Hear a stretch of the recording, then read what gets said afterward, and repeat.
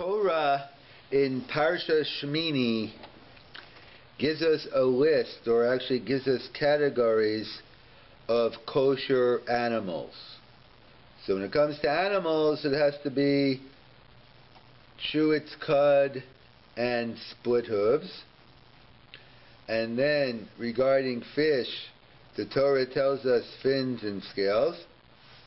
However, regarding birds, it just gives us a list of, I think, about 24 non-kosher birds. So the implication being, if it's not one of the 24, so then it's kosher. So it should be simple. Just let's go over the list, see what they are, and then we're able to pick them out. However, it's not so simple that we know exactly which ones are which or not. And the Torah gives us different things as well, which make it a non-kosher bird. It's a dores, it does different things. So, the simanim by birds are different than the simanim by animals and fish. By animals and fish, there are simanim, there aren't explicit simanim, and definitely not in the Torah. The Gemara in Chulin goes through different examples, which leads the Ramah, based on Rashi, to discuss the following, which I think there's a case where in a certain town, the Gemara says, and they thought it was a kosher bird, and they found that it wasn't. So the Rishonim discussed that from now on, in order to have a bird, you have to have a Masorah. You have to have a tradition that it is a kosher bird. That's Rashi. And the Ramah seems to codify it in Shulchan Aruch. When it comes to birds, one, in addition to having the simanim, or not having the simanim, in addition to going by the straight signs, you have to have a Masorah that Jewish, observant, religious people have eaten this bird. And so that leads us to a discussion on turkey. Is turkey kosher? Does turkey need a Masorah to be kosher? And do people eat turkey? So that's a discussion. Some, Rabbi Yaakov Kamenetsky, apparently did not eat turkey, or Herschel Schachter doesn't eat turkey. On the other hand, based on Shuvas of Ramosha regarding Thanksgiving, he talks about turkey, whether are you permitted to have turkey on Thanksgiving? Are you following the ways of the Goyim? But the implication being, if it wasn't Thanksgiving, it would be mutter. And Selevan as well felt that turkey was mutter. So what's the issue here in terms of do we have a Masorah? Do we need a Masorah? So some Achronim point out Arugas Abosem, that if we know it's not a dores, or we know it doesn't have the quality of that non-kosher animal, so then you don't need a Masorah. In other words, you can have a de facto Masorah. The fact that it doesn't have a certain sign, so if you know a turkey isn't dores, so then it would be a go. Or perhaps, as the Sholem Meshiv points out, that no, we don't have a Masorah for turkey. However, he says, and yet we eat turkey, or many people eat turkey, so therefore, what logical conclusion will I come to? That we don't pass like the Ramah. That the Ramah says you need a Masorah, we pass against the Ramah. However, that's not so pasha, because the Ramah didn't make it up, it was from the Rishonim.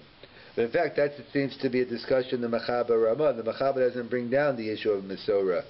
So if it's Sfardim, you don't even need a Masorah for birds. It's only an issue for B'nai Ashkenaz. Others point out the Avnei Nezer, that the Gemara tells us that only a kosher animal can only mate with another kosher animal. So therefore, if I heard it doesn't, but if a turkey and a chicken can mate, so then maybe it would show that it's a kosher bird and there'll be no need for a Mesorah. Or as others point out, that the Sephardim, there was the Sephardim who were eating it, and then when they saw later on, when they saw this, they saw other Jews eating it, so they thought there was a Mesorah, and therefore the people started eating it. So it wasn't true because they saw the Sephardim don't need a Mesorah. So that's a whole discussion. Some want to point out that Columbus came to America in 1492, and the Ramah wasn't to the 1500s. So therefore, so the Ramah says you need a Mesorah, but we're eating turkey even before. We see people were eating the turkey. And some want to claim that it's called turkey, that it comes from India, but really that seems to be a misnomer. They thought it was India, but it was really America. Yet some people still write the Jews in India ate it, therefore there is a Mesorah. So that's a whole discussion regarding turkey. And the mainstream opinion is most people eat turkey. There's those who are machmir either because you need a Mesorah when it comes to turkey based on the Ramah, and we don't do it. In fact, there's another discussion regarding a Mesorah. The Mefarshim talk about it regarding a certain type of animal, the giraffe. That the giraffe, in theory, you can do shchita on it, as the Gemara tells us about where the neckline is. But some want to point out that perhaps the reason why we don't eat giraffe is because there's no Mesorah. So, and where do we get that I didn't know Mesorah? So that's what Chachmas Adam and the Chazon Ish, they get it, that just like by turkey we need a Mesorah, so too by a giraffe you need a Mesorah. And Chachmas Adam disagrees. He says, what are you talking about? By a bird it makes sense. Since you don't have simanim, split hooves, or chew its cud, so I need a Mesorah. But if a giraffe, which is a discussion with Zechaya Behema, but it has split hooves and chew its cud, so then why do I need a Mesorah? I already can identify it. So that's a discussion whether that's where it comes up as well. The Pri Megadim writes, there's no need for a Mesorah. You need a Mesorah to tell me if it's a Chaya or Behema, because you have to know whether to do Kisei Hadam, whether you have to cover up the blood after, or whether the Chaylav is mutter. The Chaylav Behema is Asar, the Chaylav of Chaya is mutter. That's why we need a Mesorah, but not to tell me whether it's kosher. Now, if it has to simanim, it doesn't have to be. So if that's the case, then so why don't we eat giraffe? So by turkey, most people do eat it, but why by giraffe don't we eat it? So number one is,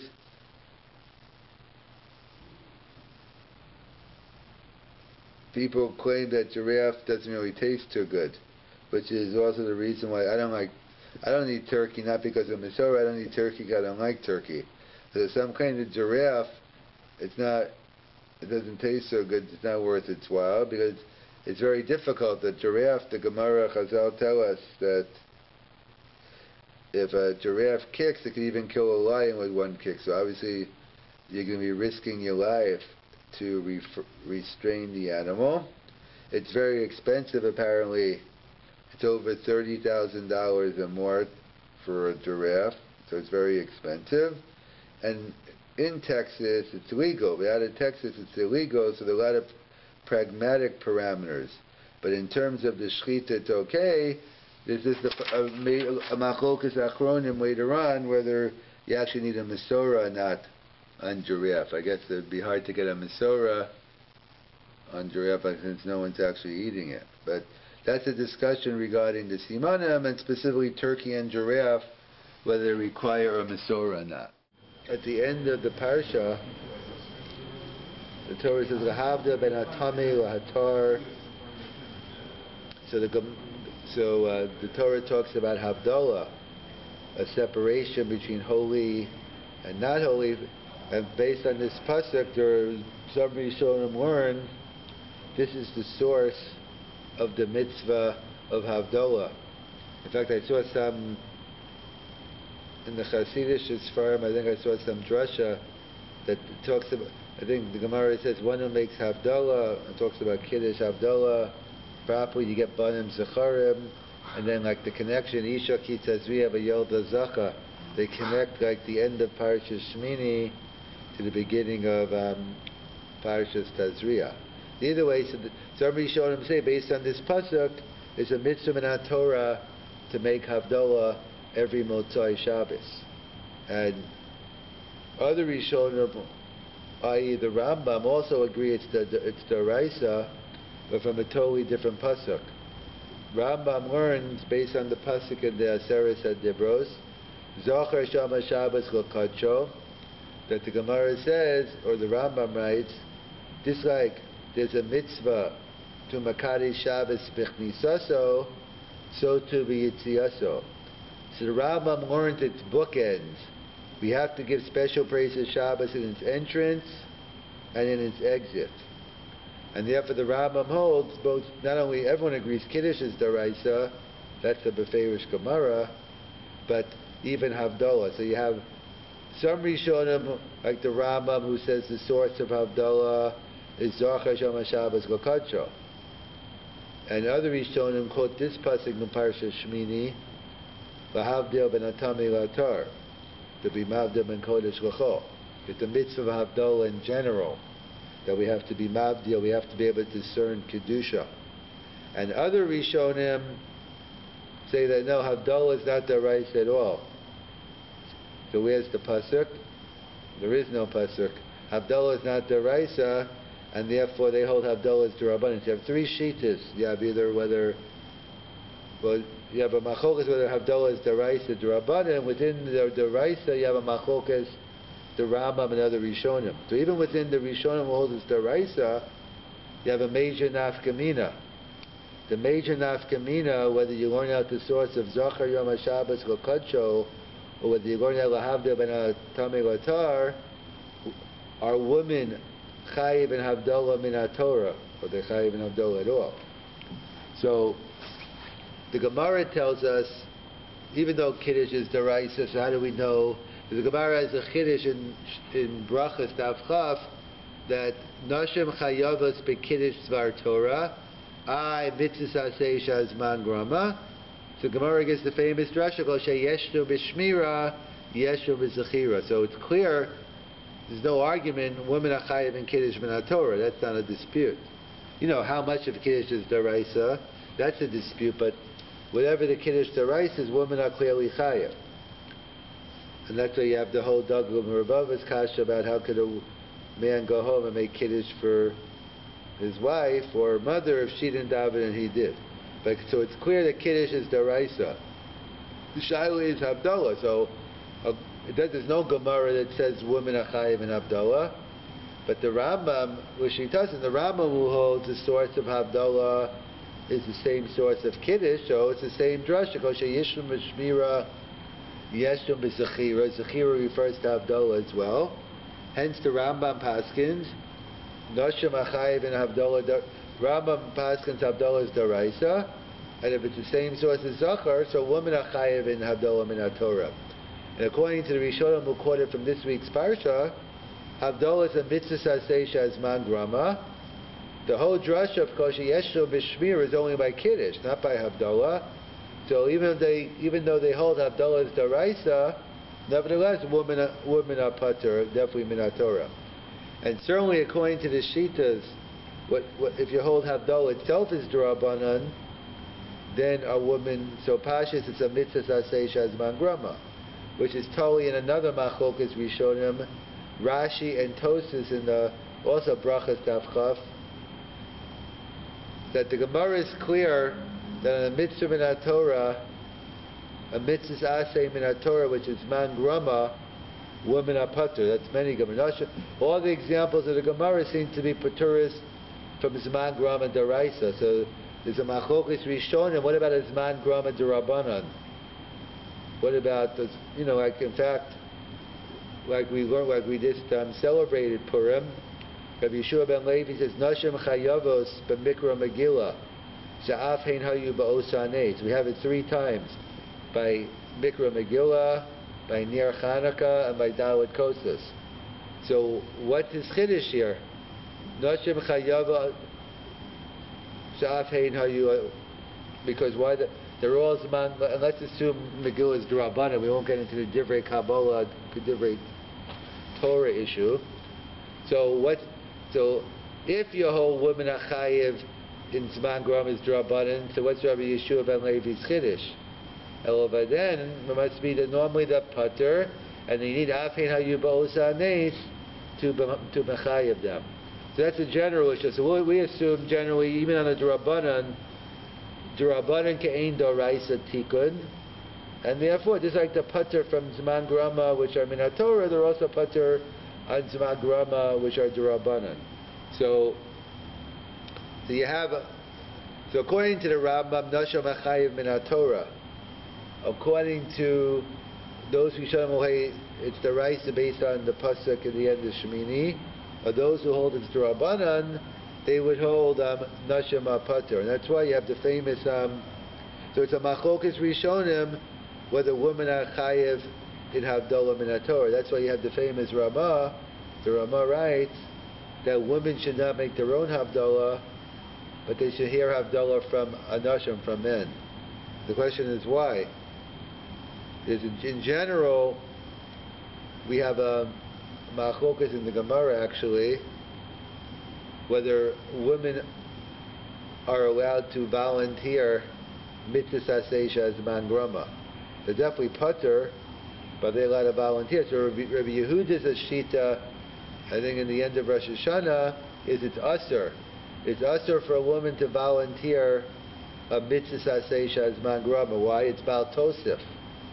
They're not chayev, they're adding more mitzvahs. And we don't assume like that. We assume women are putter, aval mutter. They're definitely, again, without getting into the shayts, whether talis, tefillin, whether those mitzvahs, but in general, the classical mitzvahs asay of lulav, sukkah. So we assume women are putter, aval mutter. So within those shitas, the way we paskin, that it's putter and mutter. What about making a bracha? Could they volunteer with a bracha or volunteer without a bracha? So that's a major machokas rishonim, which is a machokas Ashkenaz versus Sfard. The Rambam and the Sfardim hold no bracha on Zman Grama. They can volunteer the mitzvah, not the bracha. And the Ashkenazic poskim, Rabbi Notam, hold not only can they volunteer the mitzvah, they can volunteer the bracha. Why does Sfardim say no? Once you're volunteering the mitzvah, why not volunteer the bracha? So that's what they hold, is because how could you make the bracha? Mixi kasheker. Asher k'nitzavitza vitzivano. How could they say the commanded when they're not? Hence the Sfardim say no bracha for a woman. What about Ashkenaz? So we assume that it's a generic vitzivano. I'm not saying I'm chayiv, I'm saying Klal Yisrael is chayiv. So then it's a non-issue. So Sfardim usually do mitzvahs aseish as ban grama without a bracha. Again, something that chayiv in like Mikra, Megillah, Chanukah, then they have to make a bracha. But I'm talking about something they're not chayiv in, but it's a zman grama or the putter. It's not a zman grama but the putter. So then they shouldn't be able to make a bracha. So in fact, that's the famous machlokas. What's pshat in the Svardi Shita? Why can't they make a bracha? In other words, the issue is vitzivano. But what's the issue? Well, that's the question. It's a machlokas among this, I think Avaji Yosef versus the Nodeh Yehuda. Is it the technical issue of saying the word vitzivano? Is that the problem? Or no? It's how can they make a bracha on something they're exempt from? My nafkamina. Nafkamina is tfilas musaf. Are Sfardi women permitted to daven musaf? It's full of brachas. Benching the chayiv, so it's not a shayla. But musaf, so according to the, if you hold the issue is vitzivano, there's no vitzivano. It's okay, Abraham, okay, Yitzhak, okay, Yaakov, there's no vitzivano. So according to that shita, even though they can't make a bracha on lulav, they can daven musaf, and according to that, the shita, no, they can't. So I guess the different minhagim among the Sephardi women whether they could daven musaf or not. But it would depend on whether Vitzivanu is a technical issue or it's a fundamental. So really, we have an exception to the rule for Sephardi and Ashkenaz. Which mitzvah? See, normally we said the Sephardi poskim paskin, if it's a zman grama, a woman apata, they don't make a bracha.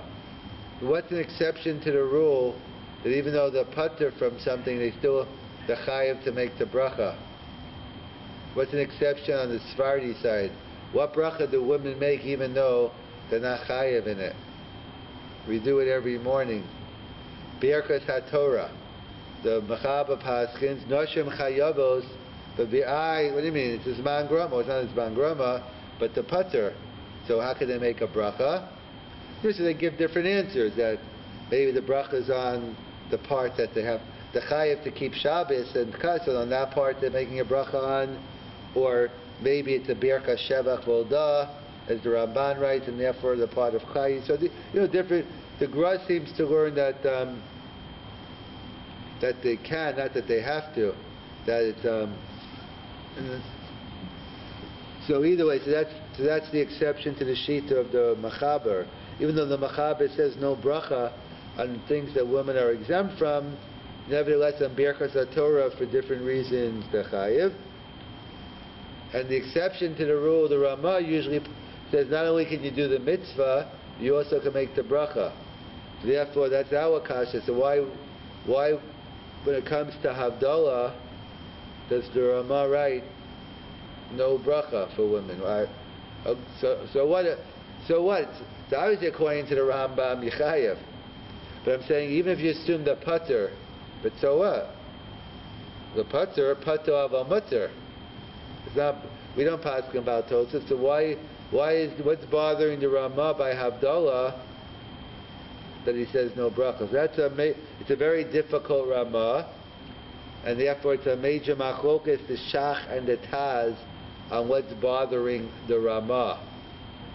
So the Shach writes, the issue is that when do we find, or it's not the Shach, it's the Magen Avraham. The Magen Avraham says that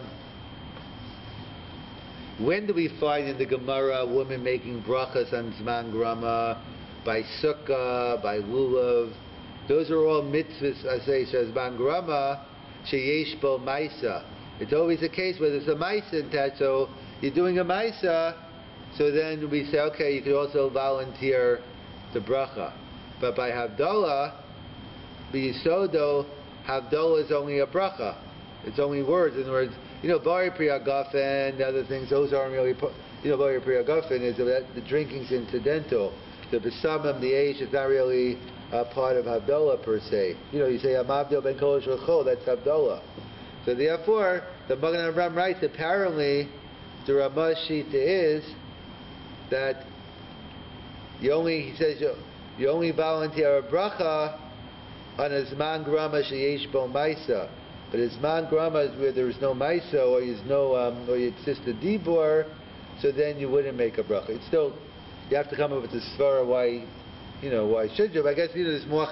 It's always actions speak louder than words. You're doing a maisa that gives it more chashivas, but still a difficult Ramah. But that's how the Magen Avraham would explain it. And the Taz says that's not the reason why. Didn't you take geometry, a double negative? A double negative equal a positive, but not to the Taz it doesn't.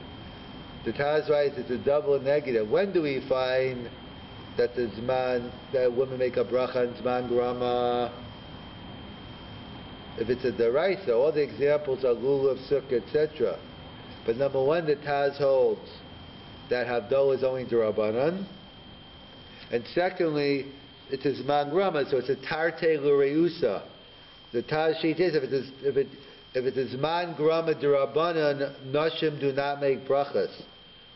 A major nafkamina would be, and it's a shaila anyway, whether the chayil, it's a machlokas, Rambam Ravid in terms of kiddush during the day, whether a woman's even chayiv in kiddush. So, whether she can eat without kiddush or she's chayiv in kiddush. So the Taz writes here that it's man grama deraban. Therefore, would come out according to this Taz that women can't make Kiddush Shabbos morning, because Kiddush Shabbos morning is it's man grama, and it's deraban. Unless you want a taina, which, because even if you want a taina, because yeshum b'shmira, but that's only the Friday night Kiddush. It's not Kiddush Shabbos morning, so it'd come out according to the Taz. Besides the general, if you hold Yechayev in Kiddush, there's something to talk about. Then obviously, if Yechayev in Kiddush, you're allowed to make a bracha. But according to the Shita that holds the putter, so according to, and everyone agrees it's Drabanan, so according to the Taz, they wouldn't be able to. The Magen Avraham doesn't, it's not clear whether the Magen Avraham would say. Maybe the Magen Avraham may hold Havdalah as Daraisa. In other words, we can't bring a raya per se from this Magen Avraham, and maybe we can bring rayas from other Magen Avraham. But either way, the bottom line is it's a difficult Ramah, but they come up, the Magen Avraham says the issue is Maisa versus Dibor, and the Taz says it's tied to, so Lamaisa, since it's a difficult Ramah, but Lamaisa, since the Ramah says it, so we always try to follow the Ramah if we can.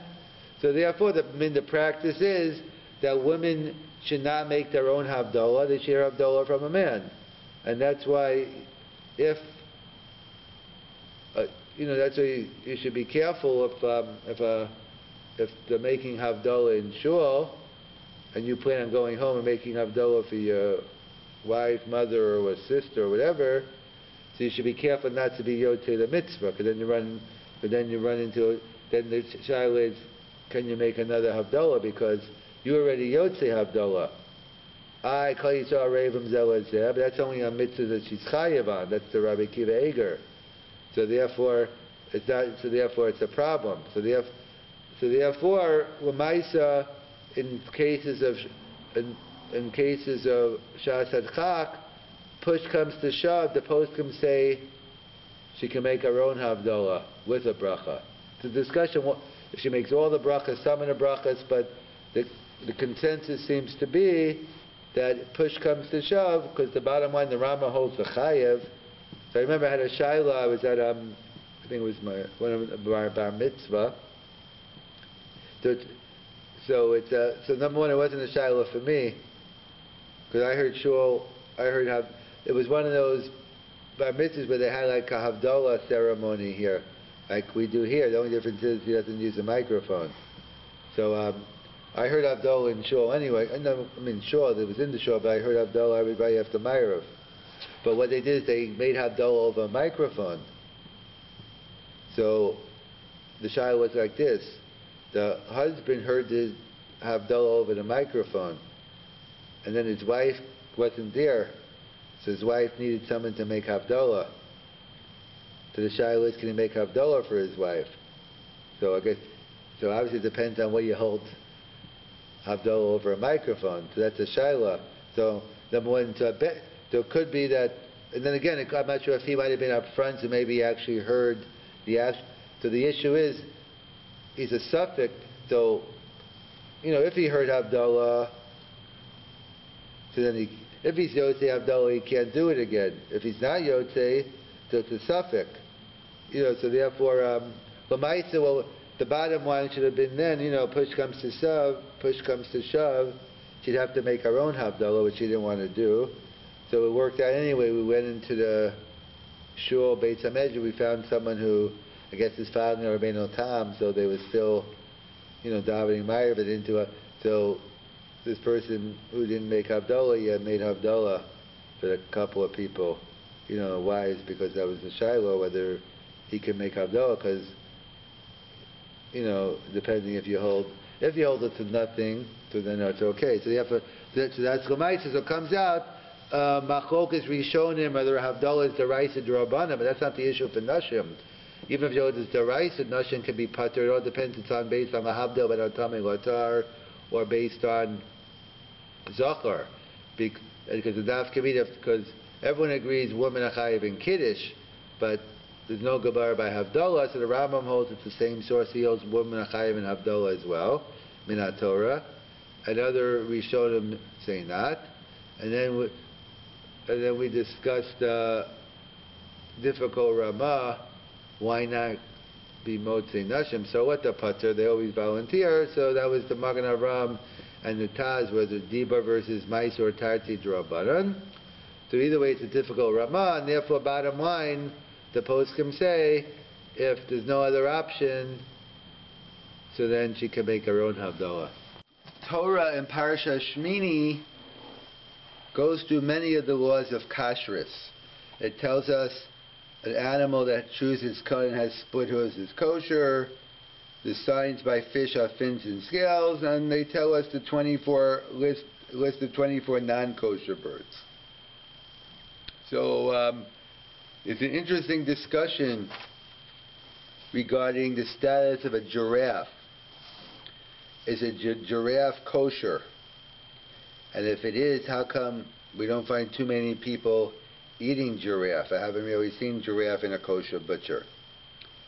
So people think that you don't know the place to shach the makam shchita, and that's why. But that's clearly not true. The Gemara tells us in Chulin, and it's codified in Shulchan Aruch. It's approximately about a 6-foot long area to slaughter. In fact, it's one of the easiest animals in terms of finding the makam hashchita. So if your butcher can't find the makam hashchita on a giraffe, it's time to get a new butcher. So that's not the issue, that you can't find the makam hashchita. So why isn't it the minhag Yisrael to eat giraffe? So first, how do we identify a giraffe? Do we even know what a giraffe is in the Torah? So if Sajagon writes, when the Torah lists the different chayas, one is a zemer, the Sajagon as well as others point out that a zemer is a giraffe. And therefore, that's how they, I guess, the zemer described it with a very long neck. So the Sajagon says we know what a giraffe is. We know it's because it's a zemer. Others point out that perhaps Rav Srifkin in one of his books points out that a giraffe is maybe a tachash. We just finished Sefer Shmos. We're talking about the skin for the Mishkan. So therefore he suggests that. Others say, Rabbi and others don't like that suggestion that it's a giraffe, because he thinks it's a giraffe because it talks about how smooth the skin, it has like the hump on its head, etc. But when we think of the giraffe, we usually think of its neck. So either way, so that's a discussion, but most of the earlier sources seem to think a zemer is a giraffe. So if a zemer is a chaya, and a chaya chews its cud and split hooves, so what's the problem with a giraffe? So the Piskei Tshuva writes, it needs distinctive horns. In addition, for a chaya, by behema, it's enough to chew its cud and split hooves, but by a chaya, it also needs distinctive horns. Others, that's a point of contention, not everyone agrees to those achronim. Some say, in fact, the giraffe is a behema, so it doesn't need distinctive horns. So the question is, if we know a chaya, if it chews its cud and its split hooves, so why don't we eat it? So some poskim suggest, the Chazon Ish, the Chachmas Adam, others, that maybe in addition to knowing kosher signs, perhaps we need a Mesorah to eat it. Where do we find a Mesorah? So that's what the Ramah writes by birds. That's the famous turkey discussion we've had before, we'll have again, about whether turkey's kosher. See, it's the opposite. Turkey, everyone thinks it's kosher. The question is, why is it kosher? By giraffes, everyone thinks it's not kosher. It is kosher. The question is, why aren't we eating it? So by turkey, the Ramah brings down, at least the Ashkenaz, you need a Mesorah. So I understand, that makes sense, because all it gives a list of 24 non-kosher birds or species, but by a chaya, I know it chews its cut and split hooves, so why would I need a Mesorah or not? So where does that come from? Why would some achronim, the Chachmas Adam, the Aruch HaShulchan, why would they think you need a Mesorah? So it's based on a shach. There's a cryptic language of the shach about saying something about a Mesorah, so it depends what the Shach means. So the Pri Megadim says Pshat in the Shach is not, which seems to be the Pshuto, but it's a Machokas Achronim. In other words, I don't need a Mesorah to know if it's a giraffe is kosher or not. I know it's a Chaya. I mean, we need a Mesorah. We know it's kosher, it's split hooves, and chew its cud. I need a Mesorah to tell me whether the animal is a Chaya or Behema, because not everyone agrees to a giraffe it's a Chaya either. Why not? I mean, if I know the animal's kosher, what's the difference if I have what do I need a Mesorah, whether it's a Chaya Behema? Because there's some practical difference. The halacha of Kisai Hadam, covering up the blood after, it only applies to a Chaya, not a Behema. And as well as the halacha of Chayla of a Chaya is mutter, but the Chayla of the fat of the Behema is us. There are many halachic practical difference. And therefore the Pri Megadim says, of course, it's kosher. The issue of a Mesorah, the Shach means, is just to clarify whether it's a Chaya Behema for other reasons, but not fundamentally. It's kosher without a Mesorah. Others point out the Aruch HaShulchan, the Chochmas HaAdam. Now the Shach means you need a Mesorah to see if the Chaya is kosher or not. So since there's no Mesorah, so therefore the giraffe isn't kosher. According to the Pri Megadim, one can eat a giraffe. It's just, you just have an issue of Kisei Hadam and whether you can eat the chayla, but fundamentally the giraffe itself is kosher. And the Aruch HaShulchan says, no, you can't eat, we don't have a Mesorah on a giraffe. We have to need a Mesorah to see if it's kosher or not just if it's a chaya behema. So someone has suggested that the Sajagon says a zemer is a giraffe, and the Ramah writes you need a chacham and a baki, which the Sajagon was. However, Rabbi and others don't like it. That's what in the Yalkut Yosef they throw it out there. But Rabbi doesn't like it because the Sajagon himself didn't have a Mesorah. He's just basing it on other things. So therefore, it comes that according to the Pri Megadim, we can eat a giraffe even though we don't have a Mesorah. Well, according to the Chochmas HaAdam and Aruch HaShulchan, you can't. So why, according to the Pri Megadim, why don't we eat giraffe? And let's assume it's a zemer. So there are many different pragmatic reasons why not. Why we don't have it. Number one, we could start off with price. That a giraffe is very expensive. The starting price is about 30 grand and higher for a giraffe. So number one, it's a very expensive animal to buy. In most states, number two, it's not permitted. I think Texas, the rule is in Texas it's kosher. I mean, it's legal. It's not kosher. Well, it might be kosher, but it's legal in Texas. In the other states, it's not, so it's illegal. And number one, people say it doesn't taste so great.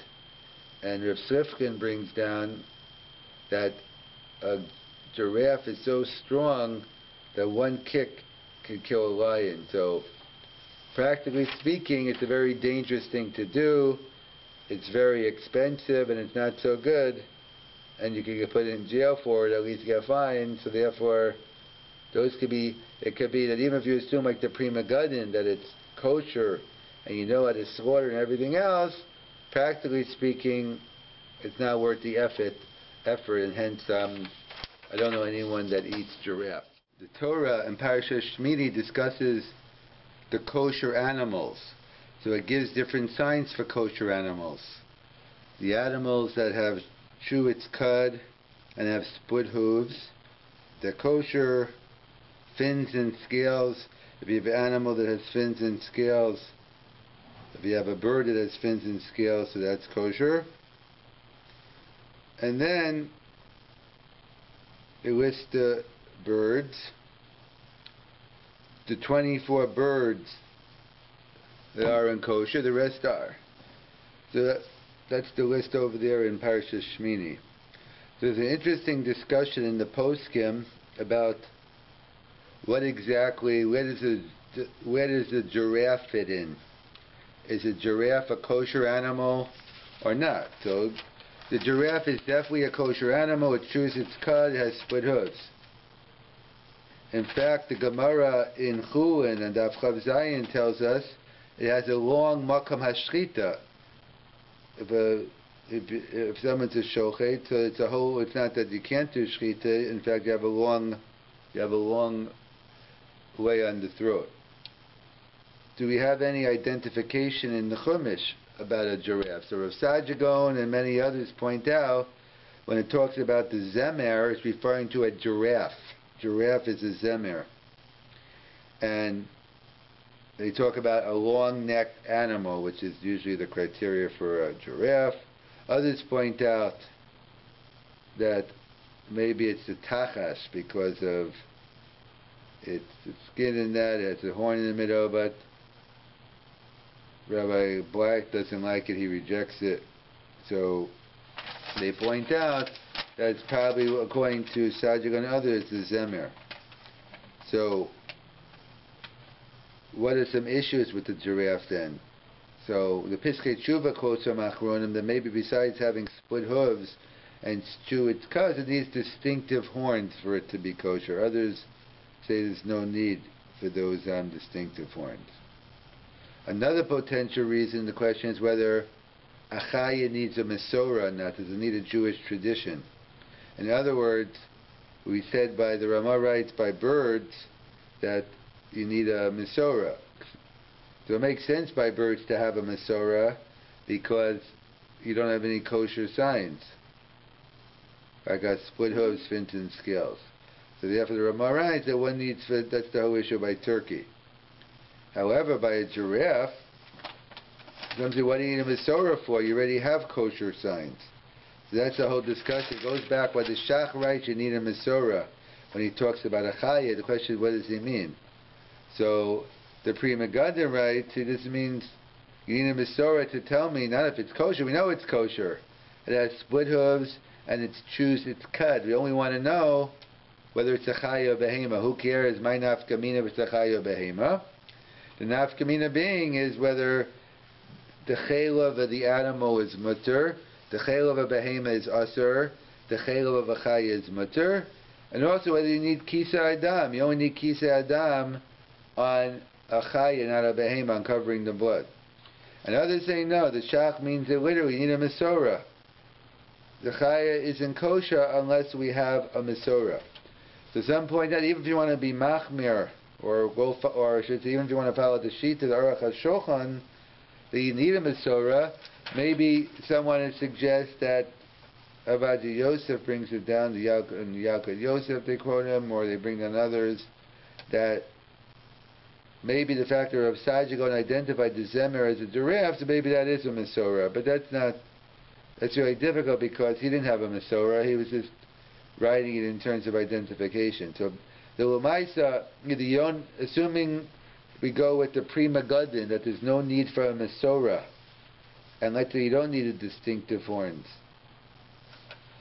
or maybe the giraffe has them, so why don't we eat giraffe? So there's many more pragmatic reasons than halachic reasons.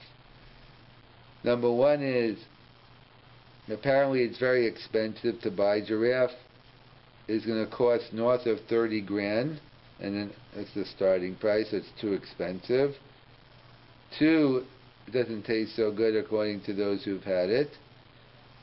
Number three, it's illegal to buy a giraffe. Maybe, I think only in the state of Texas it's permitted.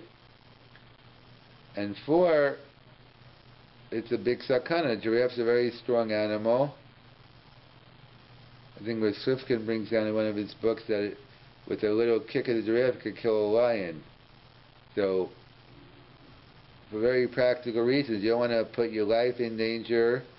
You don't want to end up fined or being in jail. You don't want to ruin your retirement account. And it doesn't taste so good. Those are more pragmatic reasons why we don't find giraffe in your local butcher shop.